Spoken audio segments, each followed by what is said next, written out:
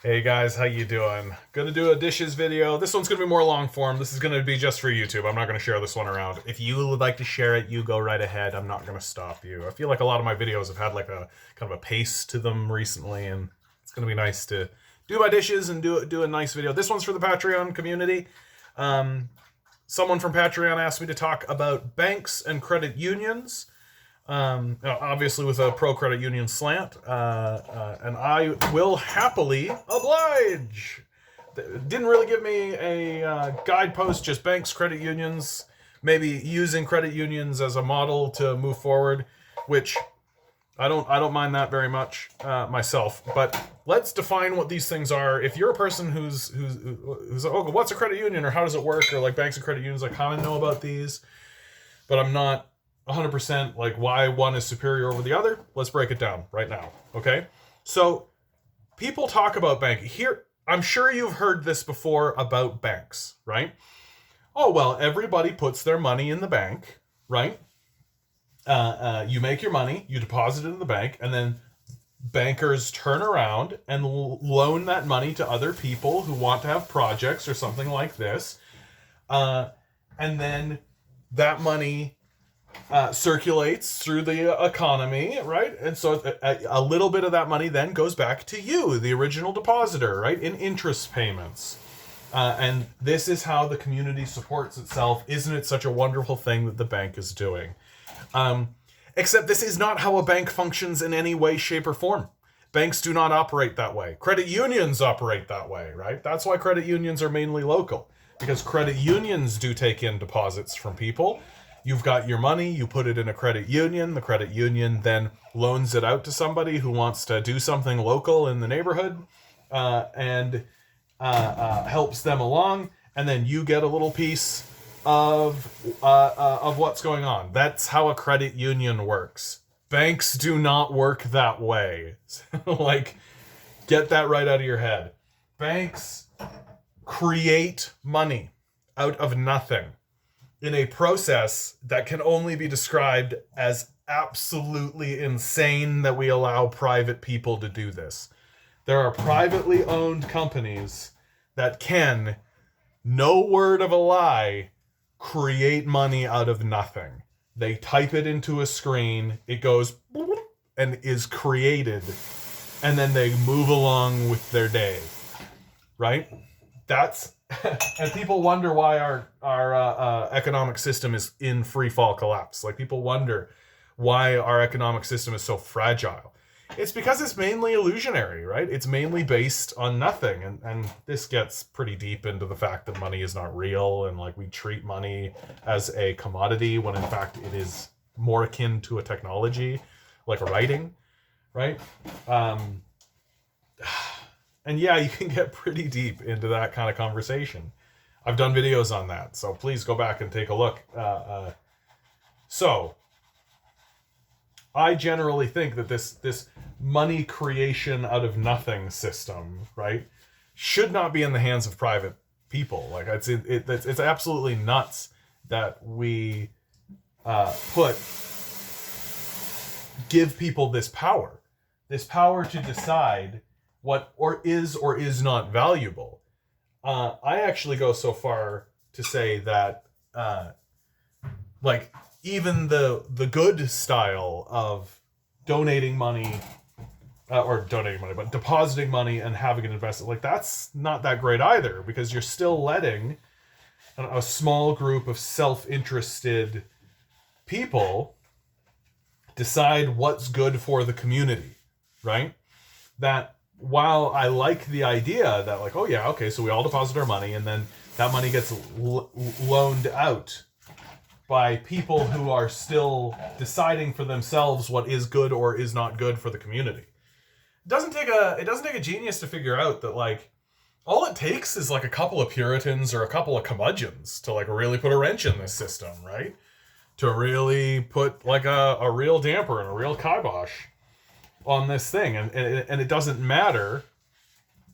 It doesn't matter if you think that what you're doing is cool. It doesn't matter if you think that what's going on will be successful. It matters if like a 70-year-old boomer thinks so, right? So if you go up to like a 70-year-old boomer type and you say, hey, I think there'd be a great opportunity for a board game cafe here. Board games? Those are for babies. That's the end of the conversation, right? That's the end of the conversation.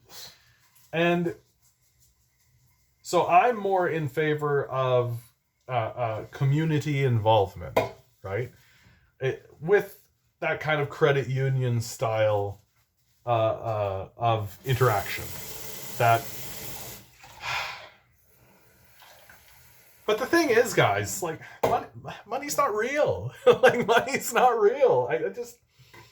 I just don't take this whole let's put all our money and deposit it, and it's such a runabout. It's such a runabout to insert worthless middlemen into a process that doesn't require them, right? Money isn't real. We don't. It can be created out of nothing. We have done that. We continue to do that. We will continue to do that. This is the most dangerous thing, the most dangerous truth that capitalism doesn't want anyone to actually face. Money's not real. We're spending our entire lives grinding away as hard as we can to get a hold of money so that we can exchange it for rent and shelter and maybe like some kind of thing that's going to make the fleeting hours that we have in the evenings worth a damn at all, right? And then, but you look at it and you go, oh, that's not real. It's not real. And as soon as you recognize that, and if we as a culture came to realize and recognize truly money's not real, like money's not real, it's like, it's just like it is a technology. It's just writing. That, like, imagine you lived in a society where you were told you have to write a novel or you don't get to eat. Like, that's the same kind of control that's been put on what is otherwise just a technological idea.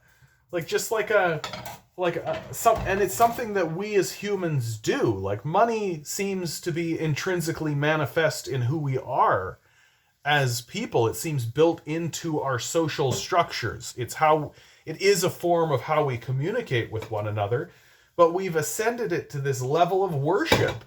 We worship money, right?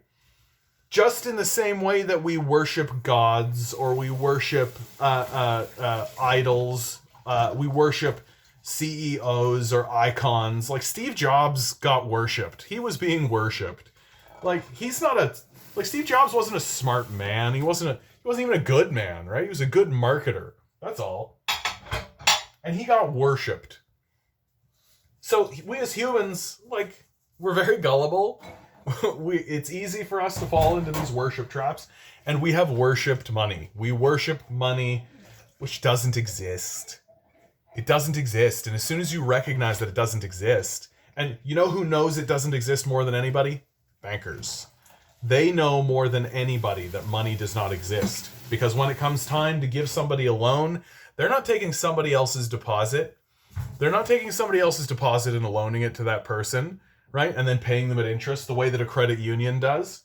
No, they're not interested in doing that. They literally create the money.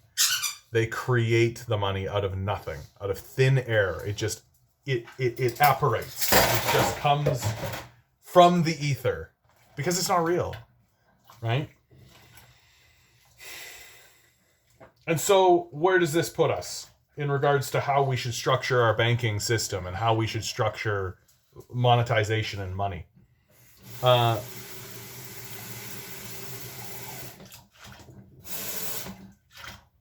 So, everything in my view starts with the community. It starts with the community 100%. That's why conservatives constantly need to make ridings bigger, more unwieldy, more difficult, and why they constantly are using this total grift of, like, it'll be cheaper. It never is. It's always been more expensive, right? That's the grift that Doug Ford used. That's the grift that Mike Harris used. That, oh yeah, we're going to take 2 ridings and merge them into 1 riding because it'll be cheaper to administrate. But then they just hire more administrators, and it ends up being more expensive, right? Because they have legitimate problems that need to be dealt with. And if you don't actually deal with those problems, then it's more expensive to do it. But the reason why the Conservatives want this is because large, unwieldy ridings or areas of governance it's harder for communities to actually have their voice heard, and it's easier for big giant box stores and big giant corporate entities to have their voices heard, right? It's harder for communities to organize and get things done for themselves, and easier for big conglomerates to take over. That's the reason why that happens. And so what we actually need to do, like if we want to actually have a fair and just banking system of any sort, is that we need to reverse that. And we need to reverse that in a very significant way.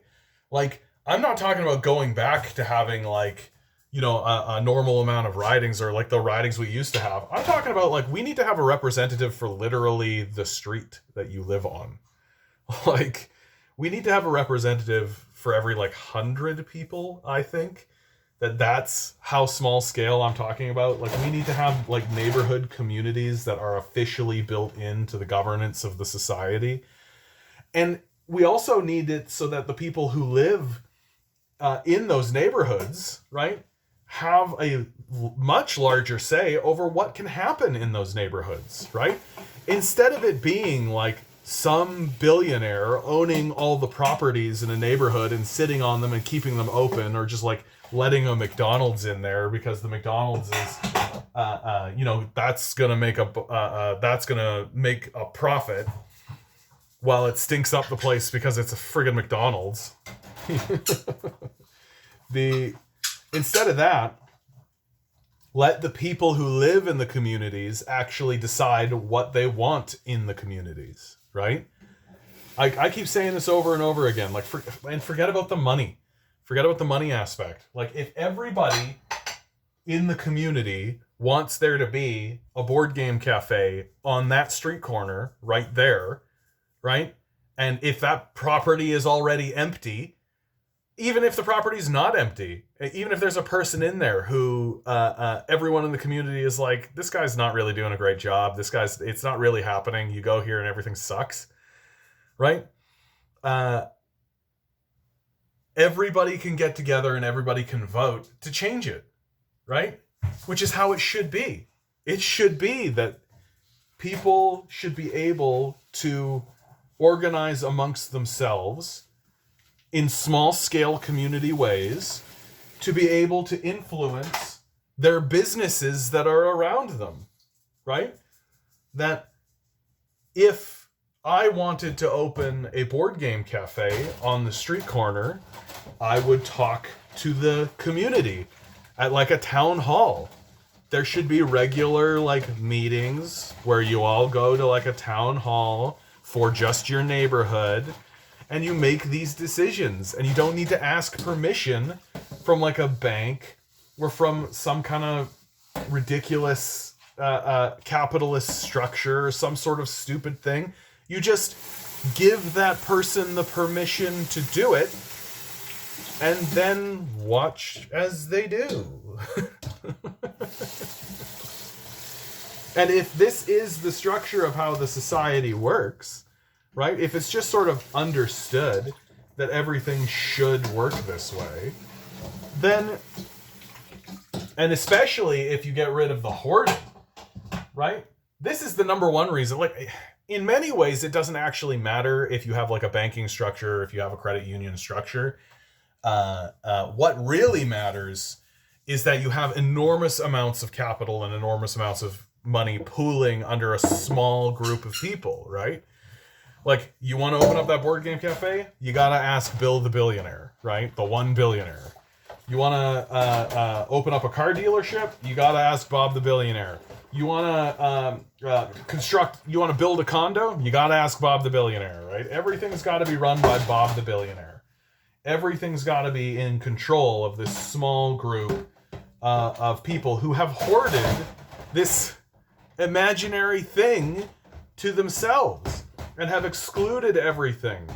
And the only reason why they still have the power and the only reason why they still have control over this is because we've conceded it to them.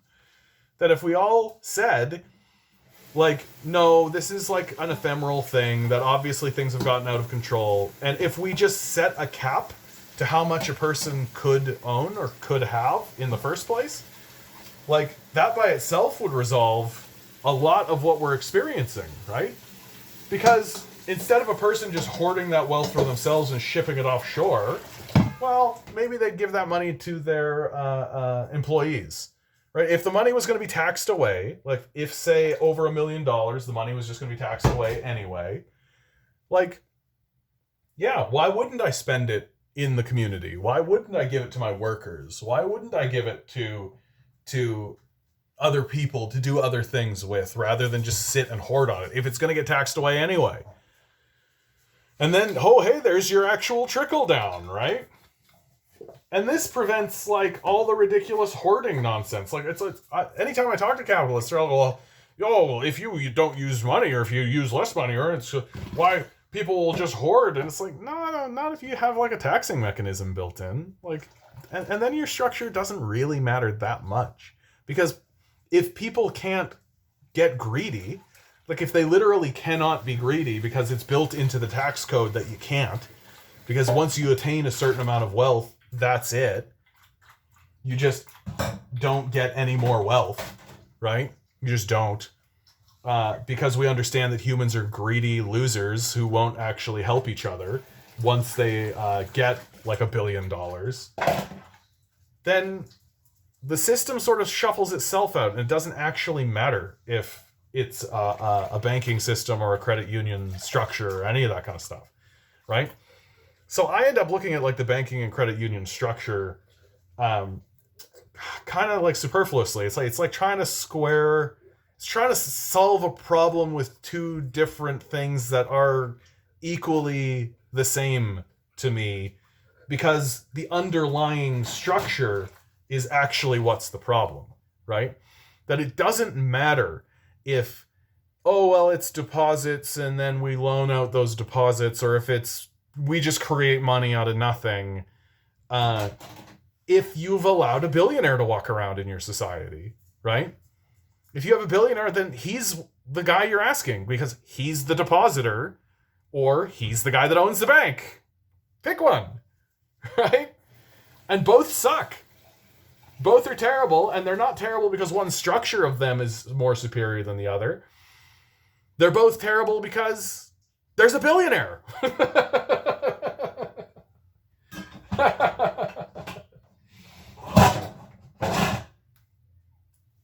So I guess that's just a long-form way of me being like, get rid of these billionaires, and then maybe we can have a discussion, right? And then maybe we can talk about which structure you'd rather see, a credit union structure or a banking structure, right? But the number one thing that we have to do, no matter what, is just come to terms and acknowledge with one another. Money's not real.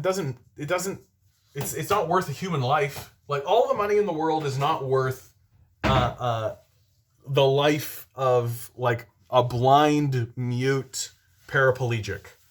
All the money in the world is not even close to the same value as even that kind of human life. Right? And I know for the capitalists in the room, that's sacrosanct. That, oh, well, you're telling me that all the money in the world?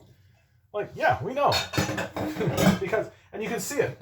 Of course all the money in the world isn't worth anything. Because if you have all the money in the world, it turns out you don't use it. You don't use it for anything. You just sit on it. Right? Turns out that when a human gets all the money in the world, they do absolutely nothing of value with it. Like Elon Musk, one of the richest guys, he's on this, like, let's go to Mars kick. Dude, there are people, like, beside you that are not drinking clean water. There are people who are living on the street. You're trying to get to Mars, and there is, like, mass poverty. That's worthless. That's completely worthless. It's just a power fantasy. That's all he's on. He's on this power fantasy. So, sorry, Patreon guys. I you know me. I try to stay on target, but I do wind about. So in the end, I think that because once you acknowledge that money isn't real, then if you get into a place where it's like, oh, we've given this guy an awful lot of money and it's not worked out, let's say, right? Well, just forgive it. Like, forgive it. The money goes away. Like, oh, we gave you that money to open that business and it didn't kind of work out, and oh, we're gonna not like it, so we're gonna change things, and that leaves with this deficit, and that's like a lot of debt, and then just forgive it. Just, it goes away. Because the money's not real, right? It's just a tool. It's just a tool. That's the key. That's the key to the whole thing, is that we are in a place now where money is a moral arbiter, right? Where we have intertwined our faith and our religious belief structure into money. And if we just recognize that, no, money's a tool, it serves a purpose. And if it's not working to serve that purpose, then it needs to go away. It goes back in the box, right? Like, if I have a hammer and I'm hammering a nail into a wall, right? And then the nail's all the way in, right?